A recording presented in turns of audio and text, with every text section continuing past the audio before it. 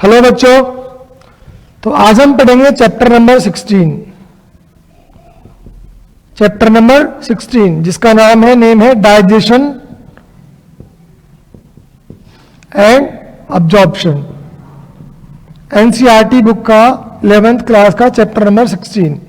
So first of all we will see कि what is the digestion. हम इसकी definition देखेंगे और इसको समझने का ट्राई करेंगे। सो डाइजेशन की डेफिनेशन है, डाइजेशन इज ए प्रोसेस ना, ये प्रोसेस है हमारी बॉडी की which change complex food substance into simple food substance. What is the mean of complex food substance और simple food substance? Whatever we take in our meal, हम एक जो भी बैलेंस्ड डाइट लेते हैं, आपने 10th क्लास में पढ़ा होगा बैलेंस्ड डाइट। बैलेंस्ड डाइट क्या है बच्चों? बैलेंस्ड डाइट मतलब वो डाइट जिसमें हमारे बॉडी की रिक्वायरमेंट के हिसाब से सारे नीड्स जैसे कार्बोहाइड्रेट, प्रोटीन्स, फैट्स, ये सब जितना हमें चाहिए होता है, जितनी हमारी रिक्वायरमेंट है उतना अवेलेबल हो, तो that will be called the balanced diet. Okay, तो इस बैलेंस डाइट में क्या होता है कि जैसे हम बात करें, जैसे if I will give you example is the carbohydrate का एग्जांपल लेते हैं। हमारे राइस में, हम जो लोग राइस खाते हैं डेली, या पटेटो, और भी ईट डो, जो चपाती खाते हैं हम लोग, सो एवरीथिंग हैव स्टार्च। इन सब में क्या होता है? स्टार्च होता है। और ये स्टार्च होता है, that starch change into the glucose. What is this starch? Starch is a polysaccharide. Starch क्या है? पॉलीसेकेराइड है। और इस पॉलीसेकेराइड को किसमें चेंज करना होगा? मोनोसेकेराइड में। तो ये काम हमारा बॉडी का सिस्टम करता है, ठीक है। तो हमारी बॉडी क्या करती है? कॉम्प्लेक्स फूड सबस्टेंस को सिंपल फूड सबस्टेंस में चेंज कर देती है। जैसे स्टार्च हमने इनटेक किया, बट हमारी बॉडी अल्टीमेटली उसको ग्लूकोज में चेंज कर लेगी, और ग्लूकोज के फॉर्म में वो अब्सॉर्ब होगा and that will goes into vein. वो कहां जाएगा? वेन्स में जाएगा, आर्टरीज में जाएगा, and then cell will utilize it, ठीक है। तो हमारा ये एंड प्रोडक्ट हो गया ग्लूकोज डाइजेशन का। ओके, सो डाइजेशन होता कहां है? नाउ वी विल सी कि डाइजेशन कहां होता है, ठीक है। डाइजेशन होता है एलिमेंट्री कैनाल में। कहां होता है?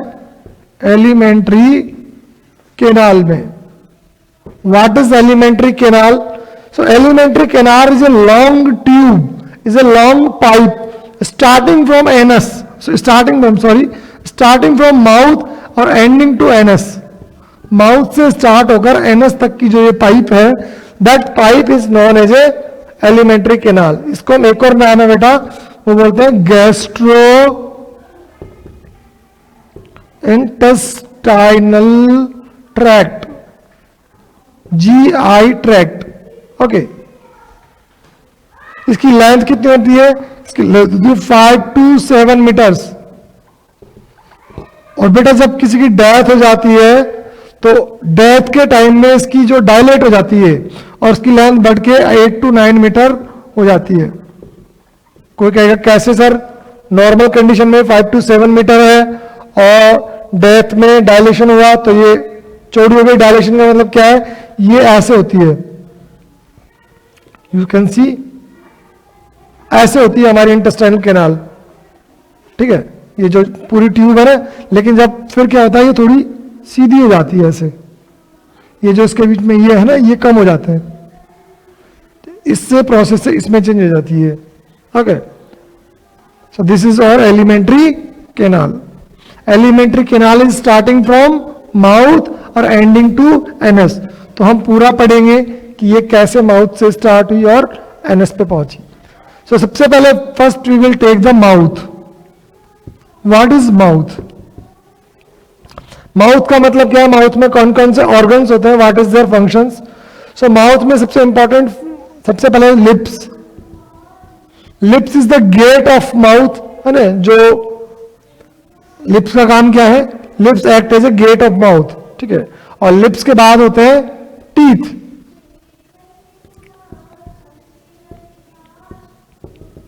What is teeth? टीथ का मतलब है कि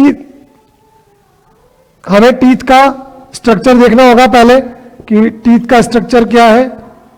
टीथ की डेंटल फॉर्मूला, डेंटल फॉर्मूला का मतलब है कि कितने टीथ होते हैं, व्हाट इज देयर फंक्शन, और अलग अलग एजेस में उनका क्या इफेक्ट रहता है। ठीक है, सो सबसे पहले हम लोग देखते हैं, ह्यूमंस को बोला जाता है डाइफायोडोंट, ह्यूमंस को बोला जाता है डाइफायोडोंट। कुछ एनिमल्स होते हैं जिन्हें बोला जाता है monophyodont. What is the difference between diphyodont and monophyodont? Diphyodont means two type of या two kind of dental scheme, मतलब दो तरह के डेंटल स्कीम होती है हमारे, टू टाइप ऑफ डेंटल, जैसे फॉर्मूला होते हैं हमारे लाइफ है। फर्स्ट जो आते हैं फर्स्ट टाइप के, उनको हम बोलते हैं temporary teeth, temporary teeth. What is the mean of temporary? इनको हम लोग लोकल लैंग्वेज में या अपनी भाषा में बोलते हैं मिल्क टीथ। मिल्क टीथ का मतलब they are temporary. Temporary means they are first when the baby is born, they will come out after 6 to 12 month, 6 से 12 महीने में वो आ जाएंगे। और आने के बाद क्या होगा, एक सर्टेन एज तक वो रहेंगे 8 to 10, और फिर वो सारे गिर जाएंगे और दूसरे टीथ आएंगे। और जो सेकंड नंबर पे टीथ आएंगे उनको बोलेंगे हम परमानेंट टीथ। ठीक है, so temporary teeth is also known as a milk teeth, और ये 20 होते हैं नंबर में। कितने होते हैं? 20। और परमानेंट टीथ कितने होते हैं? 32। ठीक है, temporary teeth are 20 in number और permanent teeth are 32 in number. इसके अलावा हमारे टीथ हमको बोला जाता है थीकोडोंट। थीकोडोंट क्यों कहते हैं हमको? थीकोडोंट मीन्स हमारे जो दांत हैं दे आर एम्बेडेड इन ए जो कैविटी, मतलब एक जैसे हमारा एक कैविटी होती है, उस कैविटी में हमारे दांत गड़े होते हैं। That's why it is called thecodont. ठीक है, हमारे दांतों को क्या होता है, कैविटी में गड़े हुए होते हैं, इसलिए we call them thecodont. They are embedded in jaw cavity. Okay, अब हमारे टीथ का स्ट्रक्चर देख लेते हैं एक बार कि टीथ का स्ट्रक्चर कैसा होता है।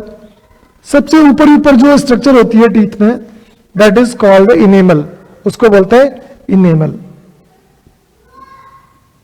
अगर हम एक टीथ बनाएं, you will be wonder to know, आपको बहुत आश्चर्य होगा जान के कि enamel is the hardest known substance. Enamel दुनिया का सबसे कठोर पदार्थ है। Hardest known substance is enamel. ठीक है, इनेमल जो सबसे ऊपर होता है दैट इज ट्रांसपेरेंट। ठीक है, हमारे टीथ का कलर जो व्हाइट होता है वो इनेमल की वजह से नहीं होता। इनेमल इज द ट्रांसपेरेंट, और इनेमल के जस्ट नीचे होती है डेंटिन, सेकंड लेयर डेंटिन। और साइड में जहां पल्प होती है, जहां मसल, ठीक है, वो उसको बोलते हैं सीमेंटम, जो इसको फिक्स करती है विद द मसल।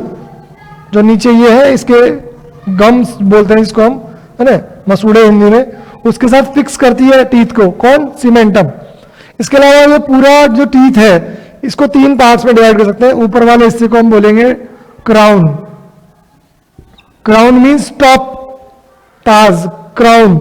और बीच वाले हिस्से को बोलेंगे नेक। नेक, जैसे हमारी नेक है वैसे इसका नेक है टूथ की। और जो गड़ा हुआ रहता है अंदर उसको बोलेंगे रूट। अब नीचे छोटे छोटे छेद होते हैं और उन स्मॉल पोर से, एपिकल पोर्स जिनको बोला जाता है, और उन एपिकल पोर से क्या होता है, वेन्स आती है, आर्टरीज आती है, कुछ नर्व्स आती है, इसलिए हमें सेंसेशन होती है टीथ में। टीथ में सेंसेशन होती है ना, बार जिसको हम हिंदी में बोलते हैं झंझनाहट हो रही है दांतों में, है ना। वाई देयर इज सो, ऐसा क्यों होता है? क्योंकि यहां क्या होती है, नर्व्स होती है, यहां नर्व्स होती है, और उस नर्व्स के वजह से और आर्टरी और वेन की सप्लाई की वजह से टीथ में भी सेंसेशन होती है. ओके. और अगर टीथ ब्रेक होता है तो आप देखते हो कि हमेशा देयर इज अ ब्लीडिंग होती है टीथ में, क्योंकि टीथ भी कनेक्टेड होते हैं किससे, आर्टरी और वेन से. ओके. अब हम देखेंगे dental formula. What is dental formula? Before studying dental formula हम लोग ये समझेंगे कि टीथ कितने काइंड्स के होते हैं हमारे. ठीक है. सबसे पहले हम इसका शॉर्ट ट्रिक है लर्न करने की, ICPM. इसको लर्न करने की ट्रिक है ICPM. What is the I mean? I mean incisor. I means incisor. What is the mean of incisor? जो हमारे सामने के टीथ होते हैं, ठीक है, that are known to cut anything, ये they are acting as a knife. ये चाकू की तरह होते हैं, नाइफ, और ये किसी भी चीज को काट देते हैं. ठीक है, काट देते हैं. ठीक है, काट दिया, और इनका होता है टू कट समथिंग. और कितने होते हैं ये? 2. मतलब टोटल 8 होते हैं. हमें हर चीज को 4 से मल्टीप्लाई करना है. क्यों करना है? क्योंकि हमारे 2 जॉज होते हैं, अपर जॉ और lower jaw. You know that this is your upper jaw, this is your lower jaw. Upper jaw और लोअर जॉ.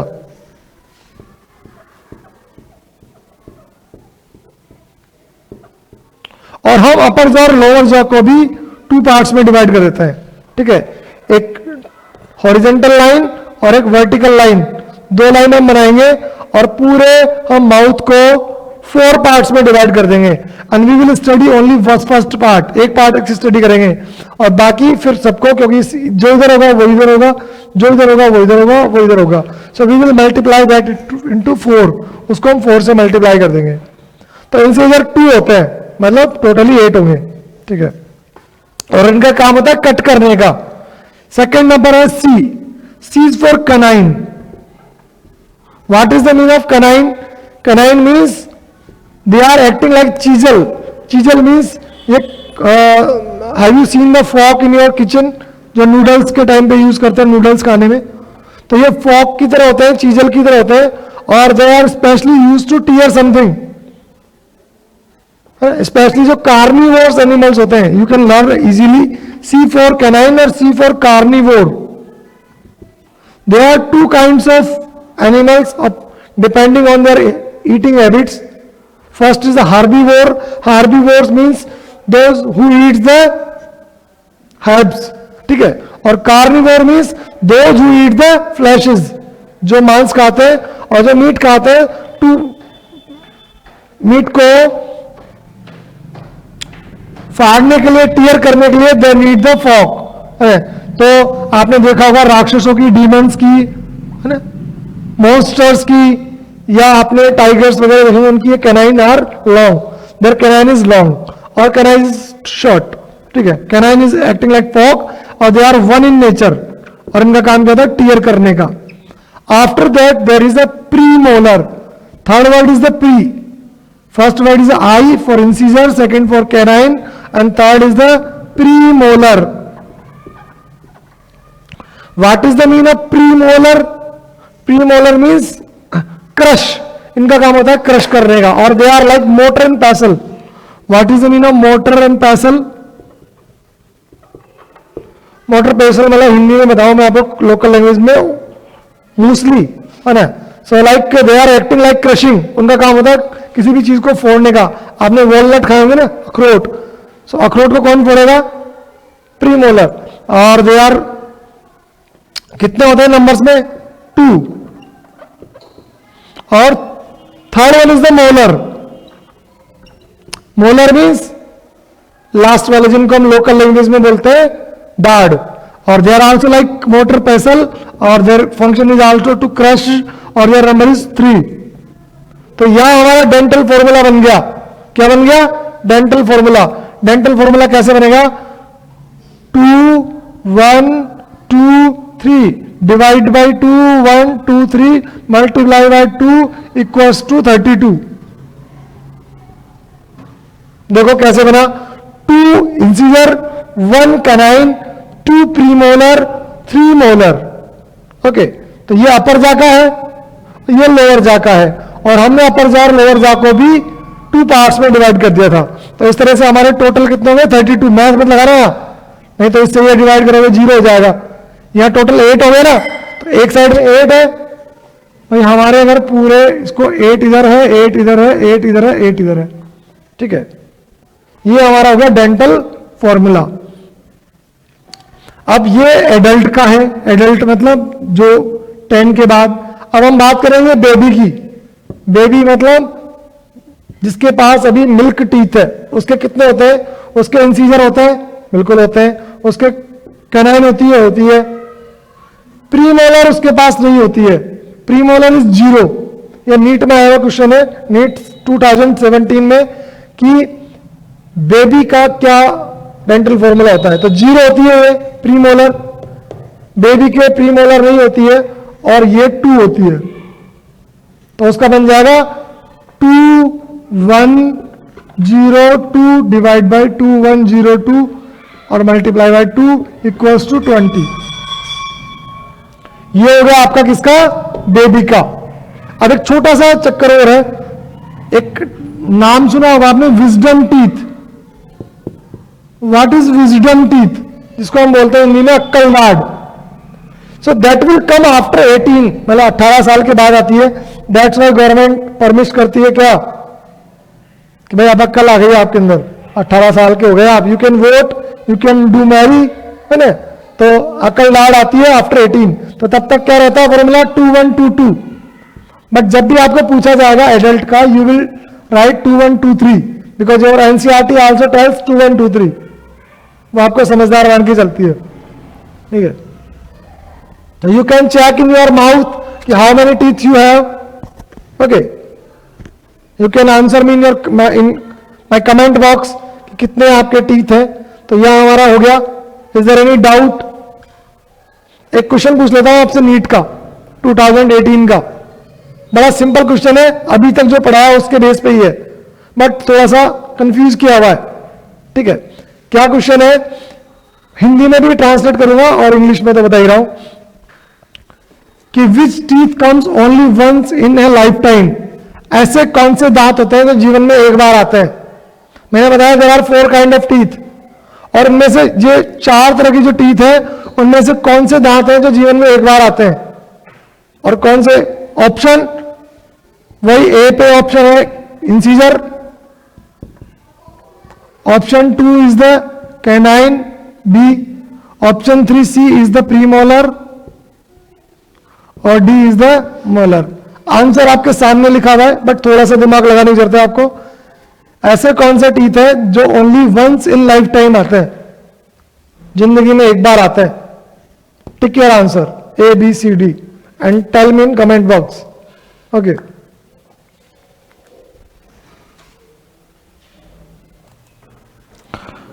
ओके बच्चों, तो अब हमने टंग के टीथ के बारे में पढ़ लिया। Now we will move on to टंग।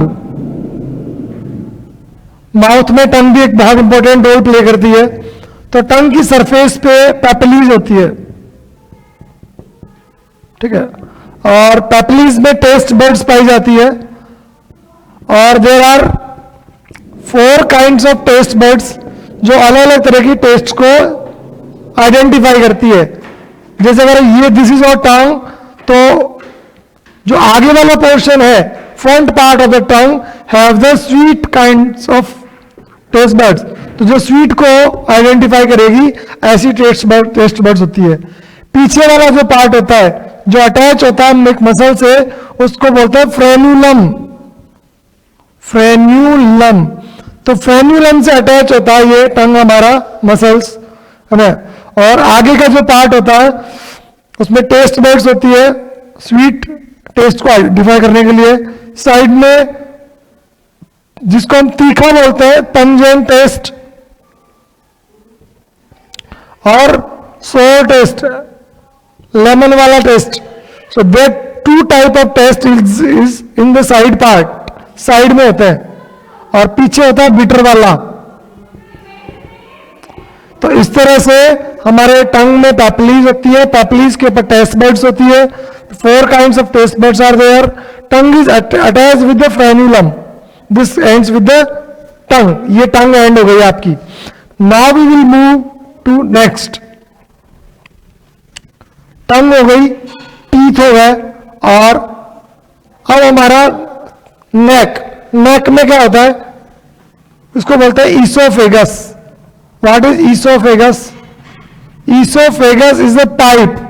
इसको हम बोलते हैं food pipe. Food pipe means the pipe which take, जो माउथ से जो भी हमने खाना खाया है उसको लेके जाएगा कहां तक? स्टमक तक। नीचे होता है आपका stomach. Stomach is J shaped organ, और एक पॉलीबैग जैसा होता है, कॉन्ट्रेक्टाइल प्रॉपर्टी होती है, छोटा हो जाता है, बड़ा हो जाता है, ठीक है। अब यहां थोड़ा सा एक हल्का सा चक्कर है, उसको समझिए आप, कि जो हमारा माउथ जो होता है उसको हम बोलते हैं ओरल कैविटी। कैविटी मीन्स एक जगह है, एक गुफा टाइप से, so that is known as oral cavity. और ओरल कैविटी के जस्ट ऊपर होती है nasal cavity. Nasal cavity means जिसमें हमारे नॉस्ट्रिल्स होते हैं, देयर आर 2 नॉस्ट्रिल्स, नोज वाला पार्ट है, that is the nasal cavity. अब भैया ओरल कैविटी, उसके जस्ट नीचे नेजल कैविटी। ओरल कैविटी, अब 2 पाइप होते हैं यहां, there are 2 pipe. First is for the oesophagus, जिसको इसोफेगस बोलते हैं, और जो फूड पाइप के नाम से जाना जाता है, और दैट विल टेक, वो सारे खाने को कहां लेके जाएगा? स्टमक के पास। आप समझिए, आप इस थोड़ी सी एनाटॉमी को, हमारी नेक की एनाटॉमी में समझा रहा हूं आपको, ठीक है। यहां बीच में हमारे नेक में होते हैं फेरिंग्स और लैरिंग्स। व्हाट इज फेरिंग्स और लैरिंग्स? इस वाले पोर्शन को बोला जाता है pharynx. What is pharynx? Pharynx is a common passage.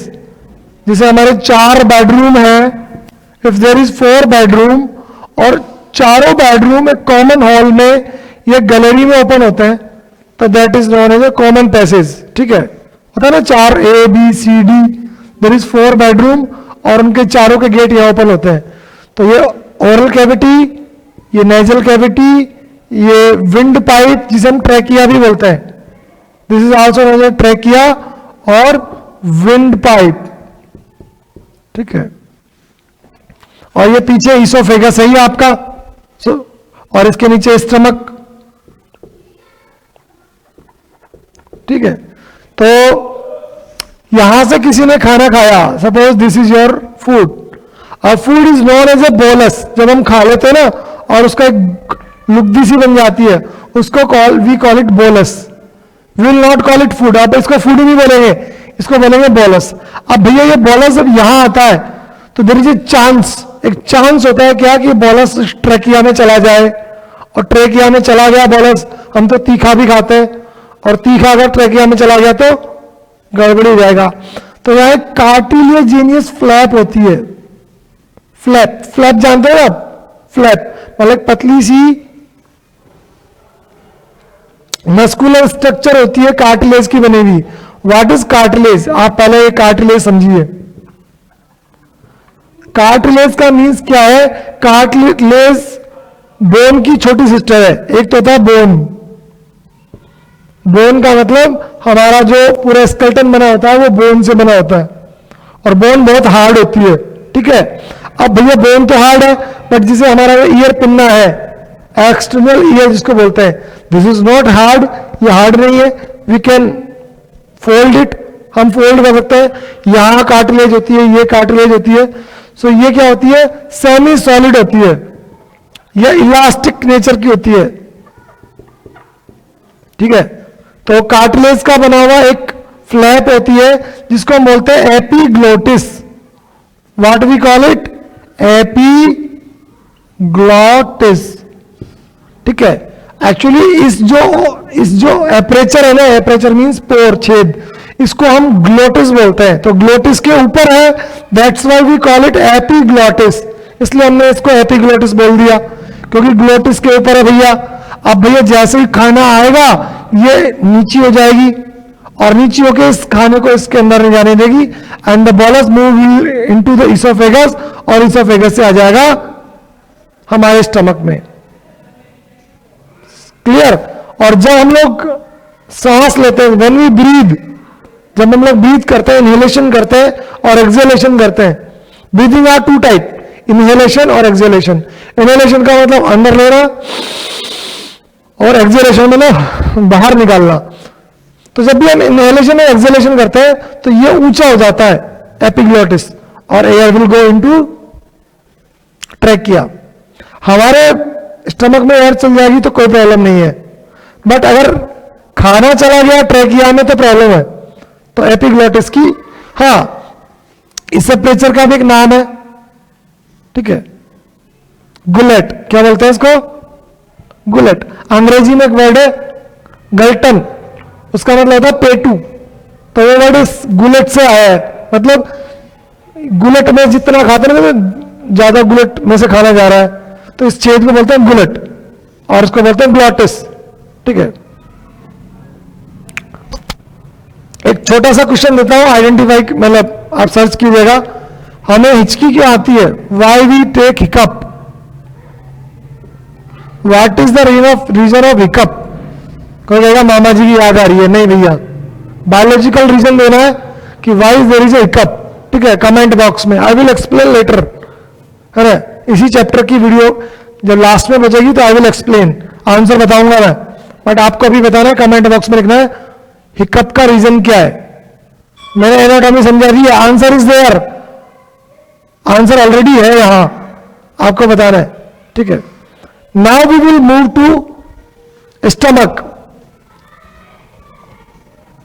भैया स्टमक का काम क्या है और स्टमक क्या करता है?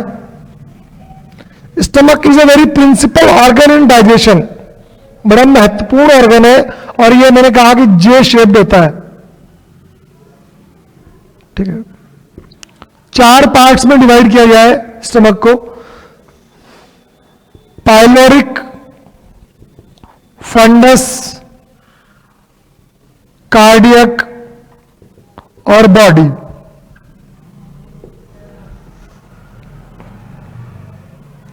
अब जो स्टमक होता है, इसके ओपनिंग में और जहां ये एंड होता है वहां एक गेट होता है, ठीक है, मस्कुलर गेट होता है। हम बायोलॉजी में मस्कुलर गेट को बोलते हैं स्पिंक्चर।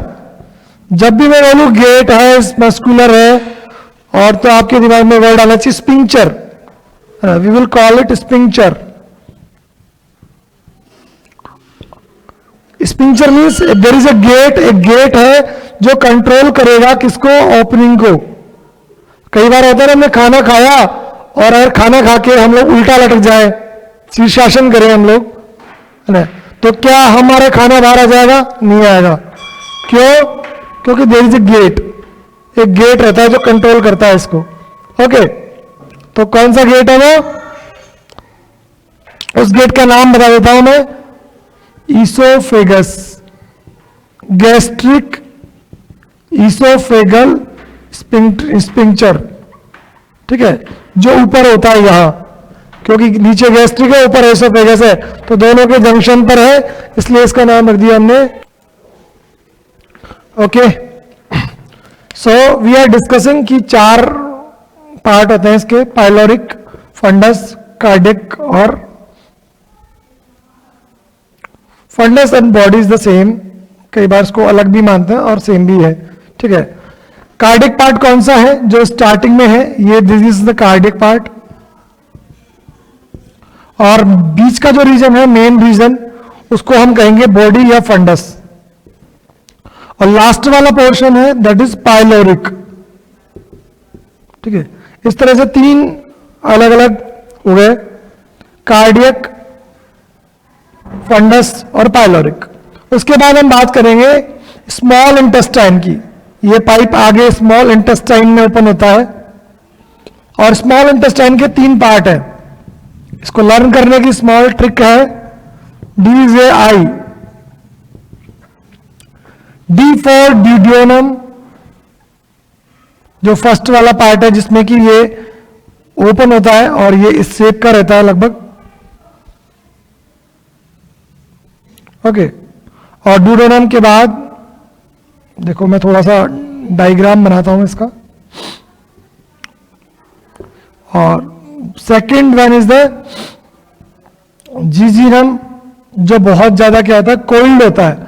और लास्ट में है इलियम, DAI, ठीक है। अब स्मॉल इंटेस्टाइन और लार्ज इंटेस्टाइन में से लेंथ किसकी ज्यादा होती है?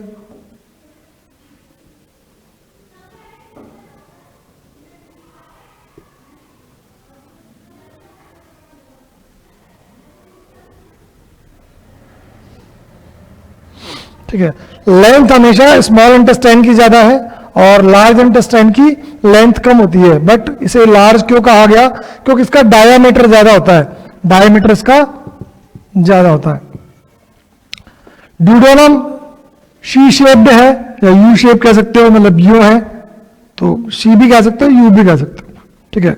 शी शेप्ड है ये, और ड्यूडेनम ओपन होगा जीजीनम में, जीजीनम ओपन होगा इलियम में, ठीक है। There is the 3 part of small intestine. Small intestine ही सबसे ज्यादा एब्जॉर्प्शन करती है और इसकी जो सरफेस होती है उस पर विलाई और माइक्रो विलाई होते हैं। What is the mean of villi और माइक्रो विलाई? ये फिंगर लाइक प्रोजेक्शंस होते हैं जो कि एब्जॉर्प्शन के लिए सरफेस एरिया को बढ़ा देते हैं, है ना, सरफेस एरिया को ये बढ़ा देते हैं।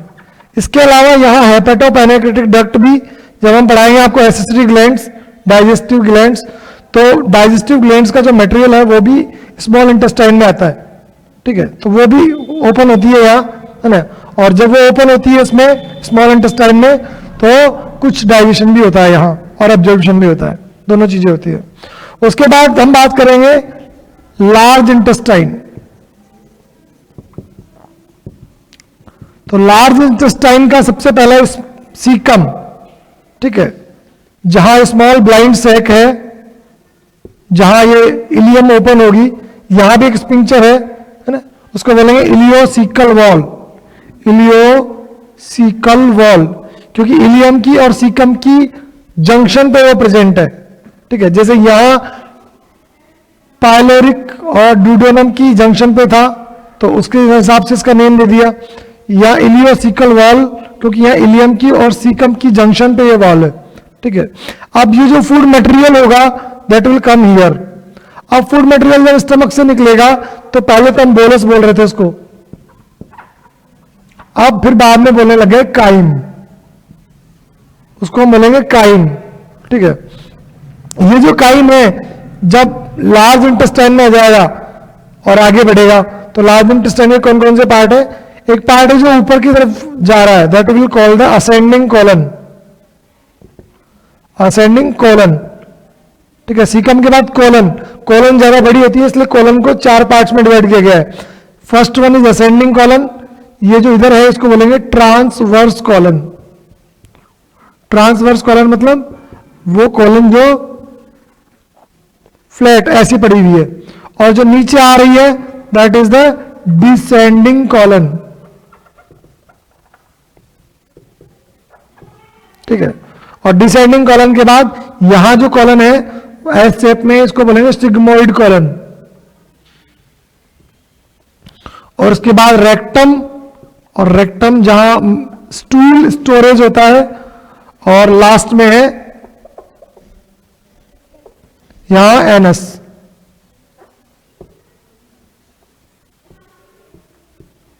एनस, ठीक है। जिसमें से यहां भी स्पिंक्चर्स होते हैं जो कंट्रोल करते हैं, वॉलेंट्री होता है ये, ठीक है। तो इस तरह से हमने पूरी एनाटॉमी देखी, कैसे माउथ से एनस तक हमारा फूड ट्रेवल करता है, ठीक है। और अब हम इसके आगे फिजियोलॉजी पढ़ेंगे, ठीक है।